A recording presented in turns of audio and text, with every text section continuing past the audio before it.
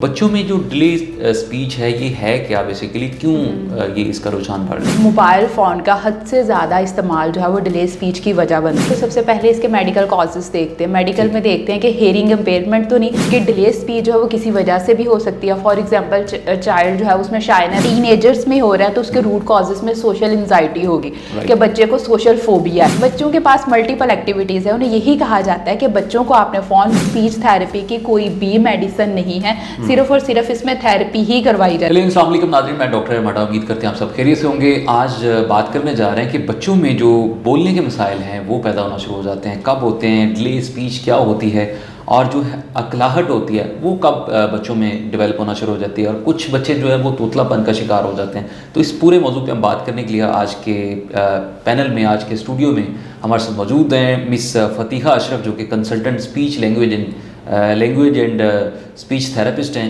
Doctor साहब, बहुत शुक्रिया फॉर द टाइम। थोड़ा सा इस पे बताएं कि बच्चों में आजकल ज़्यादा एक रुझान बढ़ रहा है कि बोलने के मसाइल पैदा हो रहे हैं, डिले स्पीच थेरेपी की तरफ जब आप ट्रीटमेंट कर रहे होते हैं तो आप बहुत सारी चीज़ें डिसऑर्डर्स देख रही हैं। तो बच्चों में जो डिले स्पीच है ये है क्या बेसिकली क्यों ये इसका रुझान बढ़ रहा है? अगर डिले स्पीच पे बात करें तो सबसे पहले इसके मेडिकल कॉजेज़ देखते हैं। मेडिकल में देखते हैं कि हेयरिंग इम्पेयरमेंट तो नहीं, क्योंकि अगर बच्चा सुन नहीं सकता तो उसको बोलने में भी मसला होता है। फिर उसके न्यूरो के रिलेटेड देखते हैं कि न्यूरो के रिलेटेड कोई डिसऑर्डर तो नहीं। मेडिकल हिस्ट्री के बाद उसका इन्वायरमेंटल फैक्टर देखते हैं कि इन्वायरमेंटल फैक्टर कैसा है। मोबाइल फ़ोन का हद से ज़्यादा इस्तेमाल जो है वो डिले स्पीच की वजह बनती है, क्योंकि मोबाइल फ़ोन में बच्चे जो हैं वो एक रिसेप्टिव डिवाइस है। बच्चा सुन तो रहा है लेकिन अपने आप को एक्सप्रेस नहीं कर पा रहा, और बच्चे जो हैं वो कंटिन्यूसली फ़ोन देखते हैं जिसकी वजह से वो डिले स्पीच में चले जाते हैं। अच्छा, हम ये भी देखते हैं ना कि कुछ डॉक्टर्स हैं वो डायग्नोज उस तरह से नहीं कर पा रहे होते, डिले स्पीच और ऑटिज्म को एक साथ ही जोड़ देते हैं। तो थोड़ा सा इसको डिफरेंशिएट करें, किस तरह से आप इसको देखते हैं? अगर ऑटिज्म की बात करें तो ऑटिज्म जो है वो एक न्यूरो डेवलपमेंट डिसऑर्डर है, जबकि डिले स्पीच जो है वो किसी वजह से भी हो सकती है। फॉर एग्जांपल चाइल्ड जो है उसमें शायनेस हो, इसलिए वो बोल नहीं रहा, लेकिन ऑटिज्म में बाकी भी डिसऑर्डर्स आ जाते हैं, जैसे कि उसमें कम्युनिकेशन भी नहीं बच्चा कर पाता, अपने जो है इर्द गिर्द लोगों से बात नहीं कर पाता दूसरों से। और डिले स्पीच में सिर्फ स्पीच के रिलेटेड भी इशू आ सकता है, उसमें स्टैमरिंग भी आ सकती है, उसके आवाज़ में तोतलापन भी आ सकता है। इसलिए ये दोनों जो है वो अलग है, लेकिन मोस्टली इसको कंबाइन कर देते हैं। थोड़ा सा ये भी बताएं कि जो अकलाहट होती है, बच्चा उस तरह से नहीं बोल पा रहा होता जिस तरह से उसको बोलना चाहिए,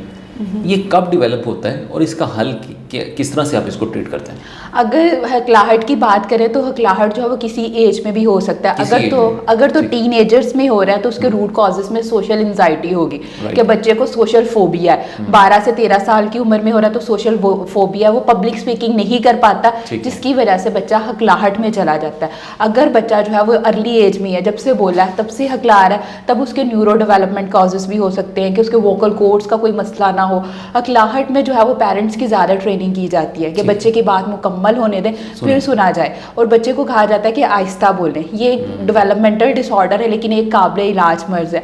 अगर मैं इसकी एग्जांपल दूं कि जैसे कि एक बहुत ही अच्छे एक्टर हैं ऋतिक रोशन, उन्हें स्वेयर किस्म की जो है वो स्टैमरिंग थी, लेकिन उनकी वीडियो से, उनके बात करने के स्टाइल से लगता ही नहीं है कि उन्हें कभी ये भी था। कि एक डेवलपमेंट है, ये एक ट्रीटेबल है, अगर इसका ट्रीटमेंट करवाया जाए तो ये पॉसिबल है। एक हम टर्म सुनते हैं तोतलापन, ये भी छोटे बच्चों में भी आप अक्सर देखते हैं, बड़ों में भी ये पाया जाता है।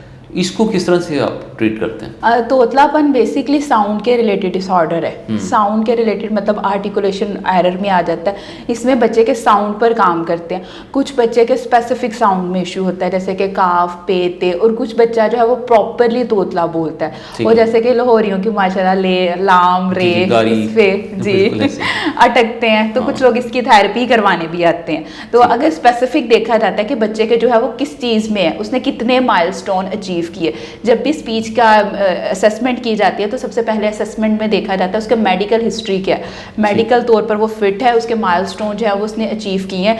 फिर उसके एनवायरमेंटल फैक्टर किए देखे जाते हैं, दैन उसका ट्रीटमेंट प्लान बनाया जाता है। और इसमें सिर्फ और सिर्फ अगर कोई स्पेसिफिक साउंड है तो फिर उसके अकॉर्डिंग एक्सरसाइज करवाई जाती हैं, थेरेपी करवाई जाती है। अच्छा, बच्चों में हम स्पेशली बात कर रहे थे कि बच्चों में ये जो डिसऑर्डर्स पैदा हो जाते हैं, माओं का क्या किरदार होना चाहिए माओ के लिए आप क्या मैसेज देना चाहिए, मदर्स के लिए? सबसे पहले मैं यही कहूँगी कि बच्चों को मोबाइल फ़ोन बिल्कुल ना दें। अब इतनी मदर आती हैं, उन्हें यही गाइड किया जाता है कि बच्चे को आप क्यों फ़ोन देती हैं, तो उनका बड़ा ही लीनियंट सा रिस्पॉन्स होता है कि हमारा बच्चा इंग्लिश बोले इसलिए इसको फ़ोन दे दिया जाता है। और बच्चे क्या एक्टिविटी करें अगर वो फ़ोन यूज़ ना करें? मल्टीपल आजकल यही आदत है कि माएँ अपने बच्चों को सेल फोन जी दे के और खुद अपने काम कर रही होती। बिल्कुल। तो ये भी है, तो इस पे थोड़ा सा और बताएं कि ये किस तरह से ये छुटकारा हासिल किया जा सकता है? बिल्कुल, क्योंकि बच्चों के पास मल्टीपल एक्टिविटीज़ है, उन्हें यही कहा जाता है कि बच्चों को आपने फ़ोन बिल्कुल नहीं देना।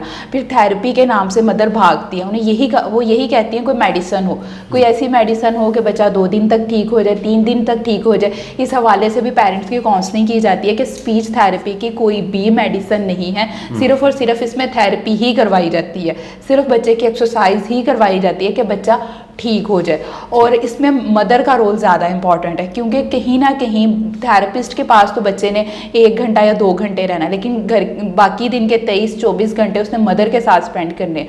मदर को कहा जाता है कि बच्चे का इन्वायरमेंट चेंज करे, इसको मोबाइल फ़ोन बिल्कुल ना दे, बाकी एक्टिविटीज़ में एंगेज करे, इसको प्ले थेरेपी की तरफ लेके आए और बाकी इसको डेली एक्टिविटी में चीज़ें सिखाए, एक्सरसाइज करवाए कि बच्चे का ब्रेन थोड़ा शार्प हो।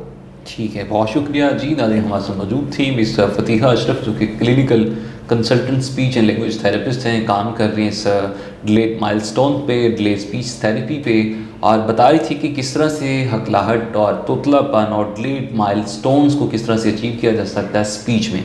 तो उम्मीद करते हैं आज का शो आपके लिए बहुत ही मुफीद साबित होगा। अपने मेज़बान डॉक्टर यार माडो को इजाज़त दीजिए। अल्लाह निगहबान।